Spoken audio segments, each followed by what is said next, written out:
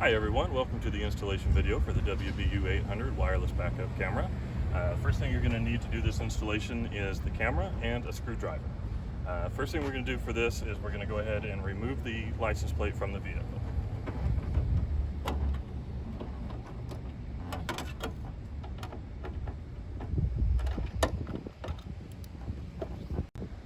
Okay, so now that we've got the license plate off the vehicle, what we're going to want to do is we're going to want to flip it around to the back side. And then we're going to want to take our camera and we're going to align these slots with the screw holes.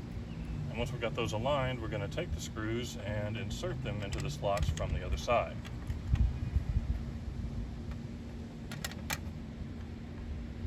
Okay, so now that we've got the screws back in there, let's go ahead and get the camera and the license plate on the vehicle.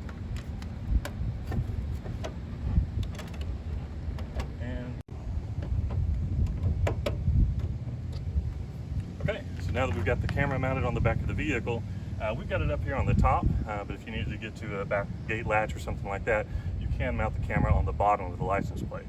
Okay, so now that we've got this set up, let's go ahead and get inside the vehicle and we'll set up the monitor as well.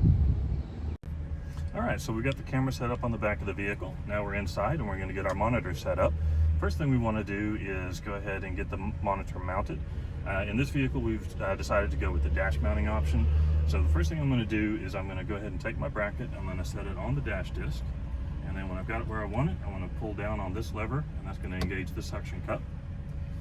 Next thing we're going to want to do is go ahead and take our monitor, and we're going to want to connect this notch to the bracket. So we slide it on there and push it down and make sure that it fully engages. And then we're going to take our power cord, and we're going to plug it into our outlet, and then we plug the other end into the side of the monitor back here. When we do that, it's going to get power going on to the monitor, and it's going to automatically sync up and give us a picture from the camera.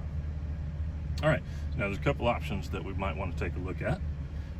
To get into our menu setup, first thing we're going to do is we're going to press the menu button, which is up here, the three lines.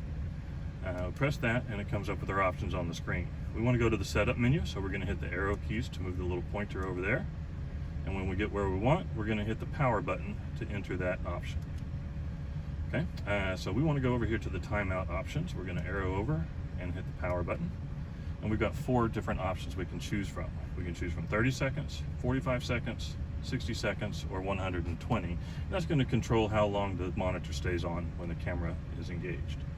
So if we want to change that, what we're going to do is we're just going to use our arrow key to move to the whichever option we want. And then if we just let it sit here for a few seconds, the menu goes away and those changes will be saved.